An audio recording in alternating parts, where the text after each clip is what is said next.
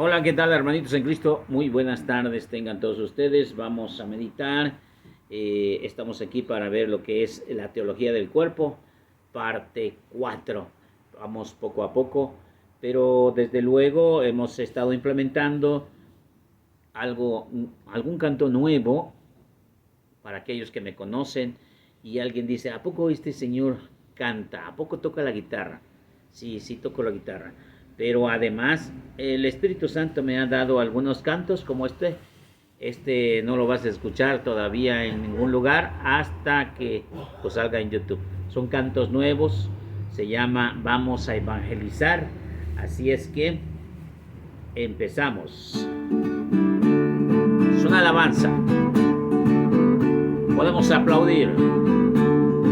Vamos a evangelizar por internet, por Messenger, por Twitter y también por fe. El nombre santo de Cristo vamos a alabar. Por Spotify, por YouTube y por Instagram. Y si de plano nadie te quiere escuchar, dejaremos un mensaje por el WhatsApp. De modo, hay que evangelizar. Lo importante es que se reciba a Cristo, como en la vida se recibe a un hijo. Lo importante es que brote de tu corazón una alegría para nuestro Dios. Todos, ven, ven, ven a la luz de Cristo. Escucha los audios, no me dejes en visto. Ven, ven, ven a hacer oración. A dar adoración a nuestro Dios. Gloria a Dios. Pues vamos a pedir al Espíritu Santo que esté con nosotros, que sea el Padre quien en su infinita misericordia nos acompañe y que la gracia de nuestro Señor Jesucristo nos bendiga y nos fortalezca en estos momentos especiales. En el nombre del Padre, del Hijo y del Espíritu Santo. Amén. Padre bueno, te damos gracias de todo corazón por el don maravilloso de la vida. Gracias te damos, Padre bueno, porque tú nos haces verdaderos portadores de tu evangelio. Nos haces unos Cristos. Padre bueno, hoy queremos proclamar tu santo nombre a la medida de nuestras fuerzas. Queremos adorarte, Señor, alabarte y bendecirte. Y queremos obedecerte en ese mandato de evangelizar, de ir a todas partes. Hoy esta plataforma de YouTube también sea un medio para transmitir tu mensaje, tu palabra. Gracias, mi Señor y mi Dios, por estar con nosotros. Pero lógicamente no se puede hacer nada sin ti, mi Señor. Por eso encomendamos este trabajo y te pedimos, Señor, que pongas palabras en nuestros labios, en nuestra mente, en nuestro corazón, para que se entienda todo este mensaje que tu Hijo San Juan Pablo II nos dejó y que nosotros tenemos que meditarlo. Pero que no se haga mi voluntad, sino la tuya. Bendito seas en el nombre del Padre, del Hijo y del Espíritu Santo, por los siglos de los siglos. Amén. Teología del cuerpo de la catequesis del Papa San Juan Pablo II. Vamos en este bloque llamado En el principio. En esta parte que le hemos llamado sección 4, inocencia original y redención de Cristo, de la audiencia general el miércoles 26 de octubre de 1979, y, y el domingo igual de octubre, 30 de octubre de 1979. Punto 1. Cristo respondiendo a la pregunta sobre la unidad y la indisolubilidad del matrimonio, se redimió a lo que está escrito en el libro de Génesis.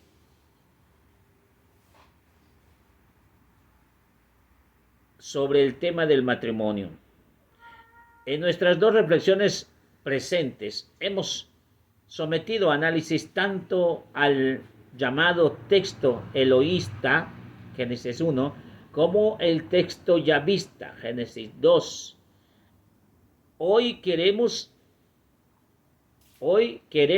Sacaremos alguna de esas conclusiones. Cristo, al referirse al principio, lleva a sus interlocutores a superar el límite que el libro de Génesis hay en el estado de inocencia original y el estado pecaminoso que comienza con la caída original. Se puede vincular este límite con el árbol de la ciencia del bien y del mal, que en el texto yavista delimita dos situaciones diametralmente opuestas. La situación de la inocencia original y del pecado original. Estas situaciones tienen una dimensión propia con el hombre en su interior, en su conocimiento, conciencia, opción y decisión. Y todo esto en relación con Dios creador, que en el texto yavista, Génesis capítulo 2 y capítulo 3, es al mismo tiempo en que Dios, el Dios de la alabanza, de la alianza antigua, con el creador, del creador con su criatura, es decir, con el hombre mismo. El árbol de la ciencia del bien y del mal, como expresión y símbolo de la alianza con Dios, rota en el corazón del hombre, delimita y contrapone dos situaciones y dos estados diametralmente opuestos: el de la inocencia original y el del pecado original, a la vez del estado pecaminoso hereditario en el hombre que se deriva de dicho pecado. Sin embargo, las palabras de Cristo que se refieren al principio nos permiten encontrar en el hombre una continuidad esencial y un vínculo entre dos diversos estados o dimensiones del ser humano. El estado de pecado forma parte del hombre histórico, tanto del que se habla en Mateo 19, esto es el interlocutor de Cristo, y entonces también de cualquier otro interlocutor potencial actual de todos los tiempos y de la historia, y por lo tanto naturalmente el hombre de hoy. Por eso en ese estado histórico precisamente, cada uno del hombre sin excepción alguna hunde sus raíces en su propia prehistoria teológica, que es el estado de inocencia original. Meditemos, reflexionemos un poquito. En el punto 1 de este bloque, el Papa nos hace ver y analizar sobre dos profundidades, como el árbol del bien y el mal, la inocencia espiritual y el pecado original. La inocencia original y el pecado original. En sus dos textos, capítulo 1 del libro de Génesis, y que es el eloísta, y el capítulo 2 y capítulo 3, que es llamado tradición yavista.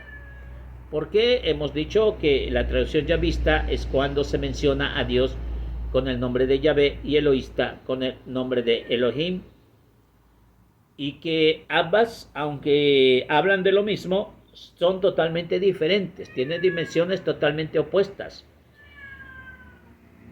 El libro de Génesis nos habla de la creación del hombre en un estado original sin pecado, inocencia original.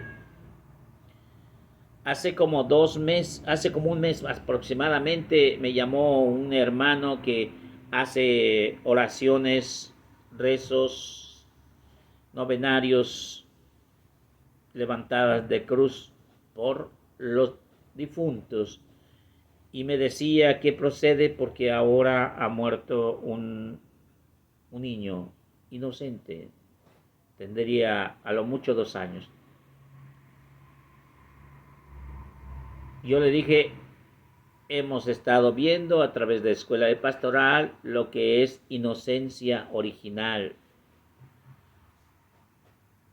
Cuando es esencia de Dios, está en un proceso, una conciencia, y está en proceso un alma, está en proceso un yo, que al pasar más tiempo en este mundo, en esta historia, la prehistoria teológica del hombre, al estar nosotros aquí en este mundo, cada vez empezamos a despertar nuestros sentidos de manera pecaminosa, y entonces se puede llamar en nuestra propia vida la caída, porque nosotros nacemos inocentes, pero posteriormente vendrá lo que es la caída. Y el libro de Génesis, capítulo 1, se relaciona completamente con la tradición eloísta, una inocencia de Adán y Eva y la inocencia de nosotros mismos cuando nacemos. Pero llegado el momento, después del nacimiento y después del crecimiento, entre 10, 11, 12, 13, empieza un despertar en nosotros, algo totalmente que hacemos lo que no queremos, como dice exactamente la carta de San Pablo. No hago el bien que quiero, sino el mal que detesto. Entonces, podremos llamar entonces el capítulo 2 y 3, que es la caída de Dios. Es decir, la pérdida de la gracia de Dios en nosotros. La pérdida de la inocencia. Y empezamos a ver lo que es el pecado. Continuamos con el punto número 2. No se trata aquí de la dialéctica, que es un método de intentar llegar a la verdad mediante la confrontación de argumentos contrarios entre sí. Es imposible entender el estado pecaminoso histórico. Se refiere o se repite. Cristo efectivamente a él se remite. El estado de inocencia original y fundamental. Al brotar el estado pecaminoso como dimensión de la existencia humana, está desde los comienzos en la relación con la inocencia real del hombre como estado original y fundamental, como dimensión de ser creado, a imagen de Dios. Y así sucede no solo por el primer hombre, varón y mujer, como protagonistas de las vicisitudes descritas en el texto y a vista en el capítulo 2 y 3 de Génesis, sino también para todo el recorrido histórico de la existencia humana. El hombre histórico está, pues, arraigado por su prehistoria teológica revelada, y en este punto, a su estado pecaminoso histórico se explica, tanto por el alma como por el cuerpo, con referencia a la inocencia original. Se puede decir que esta referencia es coheredad del pecado, y precisamente del pecado original. Y este pecado significa en cada hombre histórico un estado de gracia perdida, donde comporta también una referencia a esta gracia, y para esta precisamente la gracia de la inocencia original. Meditamos, reflexionamos. Si bien el hombre histórico inicia con su nacimiento o inicia después que empieza a tener conciencia, en un estado original, en un estado de inocencia original, el hombre no tiene pecado. Aunque el Salmo 51:7 o 57 en otras versiones habla que somos pecadores desde el seno de nuestra madre, pero no lo seremos en acción completa hasta empezar a cometer errores con toda la alevosía y ventaja, ese hacer el mal con toda la intención, ya sea de manera inocente o con alevosía. A esto es lo que el Padre San Juan Pablo II nos trata de revelar, en esa referencia de coheredad. Dice que no se trata de la dialéctica, no tan solo es confrontar entre una cosa lo que es inocencia original y pecado original, con argumentos que se contraponen en uno en el otro, sino más bien encapsular toda la historia, no de la historia humana, sino de nuestra propia vida. Y empezar a notar una cosa, hermanos, que yo he estado checando, es que nosotros no somos capaces de entender todavía que somos templo del Espíritu Santo y que nuestro cuerpo fue diseñado para adorar a Dios, pero que nadie nos lo dijo, y empezamos a tener placeres y a utilizar el cuerpo para placer propio y no para adorar a Dios. Alcanzo a distinguir en nosotros un estado de pecado que nosotros mismos no sabíamos que estábamos en pecado. Nuestro cuerpo está diseñado para alabar y bendecir a Dios, y por eso tenemos labios y tenemos ojos para ver a Dios donde los demás no ven, donde no lo ven los demás, para hablar con Dios, para que Él nos hable al oído y al corazón. Pero nosotros lo utilizamos para el pecado. Utilizamos la vista para pecar, y utilizamos los labios para maldecir, y utilizamos los oídos para chismear, pero no para alabar a Dios. Ese es el gran detalle. Pero que a pesar de todo, Dios nos ha hecho inocentes, Dios nos ha hecho dignos y nos ha hecho capaces, y que esta parte de la teología del cuerpo nos va como enseñando, como guiándonos con la mano hacia un punto diferente. Amar y respetar nuestro cuerpo es amar y querer un regalo que Dios nos ha dado. No tan solo limpiarlo con un baño diario, sino protegerlo de enfermedades y no meterle vicios que nos puedan perjudicar la salud, como drogas, alcohol, tabaco y otras cosas. Somos responsables de nuestro cuerpo, y aquí nos está enseñando esto la palabra de Dios. Continuamos. Punto 3. Cuando Cristo, según el capítulo 19 del Evangelio de San Marcos, se remite al principio, en esta expresión nos indica no solo el estado de inocencia original como horizonte perdido de la existencia humana histórica. Tenemos el derecho de atribuir al mismo tiempo toda la elocuencia del ministerio de la redención a las palabras en el cual pronuncia con sus propios labios, efectivamente, en el ámbito del mismo texto ya vista en el Génesis capítulo 2 y capítulo 3. Somos testigos de que el hombre, varón y mujer, después de haber roto la alianza original con su Creador, recibe la primera promesa de la redención en las palabras del llamado protoevangelio, capítulo 15, y comienza a vivir la perspectiva teológica de la redención. Vamos a ver qué dice Génesis capítulo 15. En la traducción griega del Antiguo Testamento de los 70, que se remonta más o menos al siglo II antes de Cristo, interpreta el libro de Génesis en el sentido mesiánico, implicando el pronombre masculino autos, refiriéndose al sustantivo neutro griego esperma, semen de la Vulgata. La traducción judía contiene esta interpretación.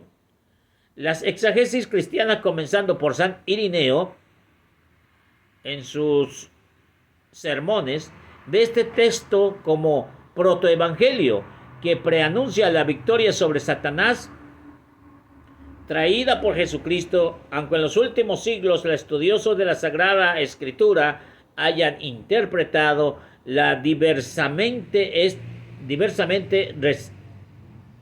esta perícopa. El autor ya vista efectivamente en la prehistoria con la historia de Israel alcanza su cumbre en la dinastía mesaica de David, que llevará al cumplimiento las promesas de Génesis capítulo 3, verso 15. También se puede confrontar con la segundo libro de Samuel, capítulo 7, verso 12. ¿Qué dice ahí? Enemistad pondré entre tu calcañar y su calcañar. Enemistad pondré entre su linaje y tu linaje. Tú le pisarás la cabeza mientras ella acecha tu calcañar. Es decir, Dios está hablando con la mujer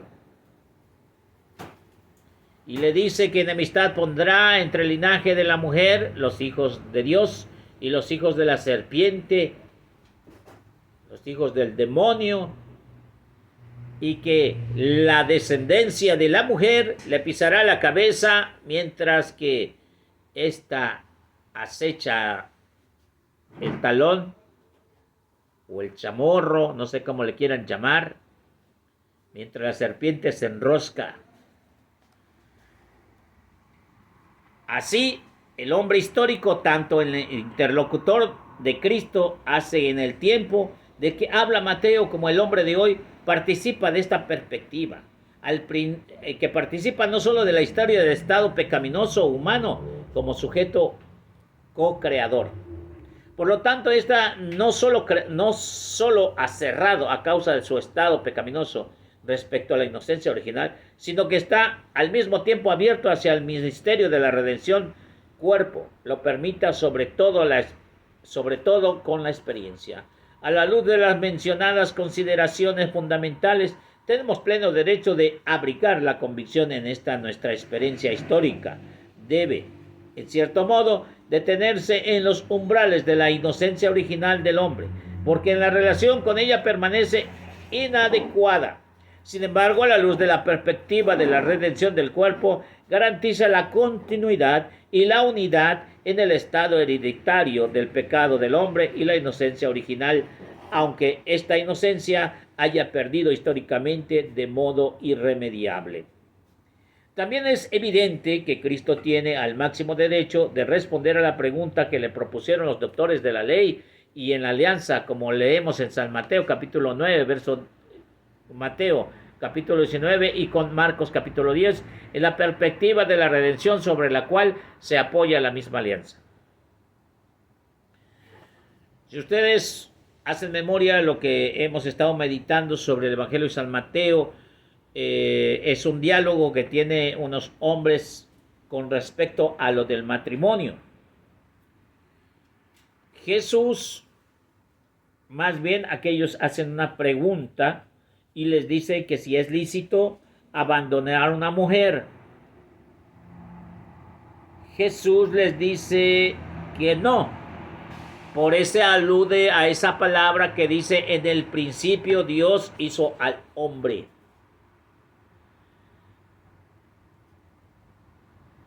Así que, aunque quisiéramos nosotros separarnos de una mujer en matrimonio, Dios dijo: dejará a padre y a su madre para unirse a su mujer, y ya no serán dos, sino una sola persona. Pero hace referencia al principio. O sea, totalmente se va a profundidad hasta los orígenes con Dios. Hoy en la actualidad cada quien quiere decirse que yo me junto con quien quiera y como sea y no me caso. Al final de cuentas Dios ni me ve ni sabe. Yo al final de cuentas puedo estar casado o nomás en unión libre. O si estoy casado puedo mandar a la goma a mi esposa cuando yo quiera, como se me pegue la gana.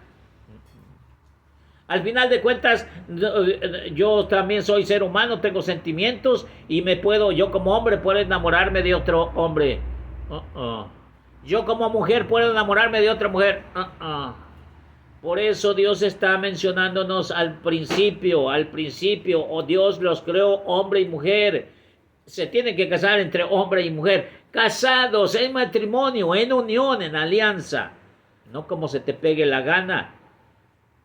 hemos estado viviendo en pecado cuando no nos casamos ni por el civil ni por la iglesia, y al final de cuentas creemos que eso está bien, o peor aún, a hoy en la actualidad ya se casa hombre con hombre, mujer con mujer, y las nuevas generaciones ahora están buscando casarse con un animal, casarse con un perro, un gato, un chivo, casarse con un carro, casarse. Dios mío, no sé cuántas cosas nos vienen ahora. Continuamos en el punto 4. Si en el contexto de la teología del hombre y cuerpo, así delineado sustancialmente, pensamos en el método del análisis superior, ulteriores acerca de la revelación del principio, en el que es esencia, la referencia a los primeros capítulos del libro de Génesis, debemos dirigir inmediatamente nuestra atención a un factor que es particularmente importante para la interpretación teológica. Importante porque consiste en la revelación entre la revelación y la experiencia. En esta interpretación de la revelación acerca del hombre y de todo acerca del cuerpo, debemos referirnos a la experiencia de los corazones comprensibles, ya que el hombre cuerpo le percibimos sobre todo en la experiencia. A la luz de las mencionadas consideraciones fundamentales, tenemos pleno derecho de abrigar la convicción de que en nuestra experiencia histórica debemos detener los umbrales de la inocencia original del hombre, porque en la relación con ella permanece inadecuada. Sin embargo, a la luz de las mismas consideraciones introductorias, debemos llegar a la convicción de nuestra experiencia humana, en este caso, en medio de algún modo legítimo para la interpretación teológica. Esto es, en cierto sentido, un punto de referencia indispensable